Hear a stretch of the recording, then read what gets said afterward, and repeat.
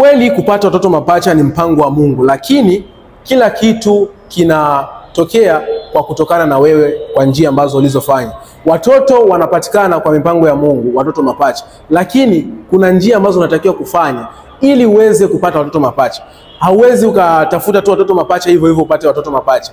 Labda itokane kwa kuhusu ukoo wako, kutokana na ukoo wako, aidha bibi yako, shangazi yako kwenye ukoo wako, huko kwenye familia yenu alikuwa na watoto mapacha, na wewe una uwezekano wa kupata watoto mapacha. Lakini njia nyingine ni ya kutumia folic acid kit. Hii njia ukiitumia vizuri kwa usahihi na ukapewa maelekezo ambayo yatakusaidia kupata watoto mapacha, nakupa miezi 3 tu, wewe utakuwa na mimba tayari ya watoto mapacha.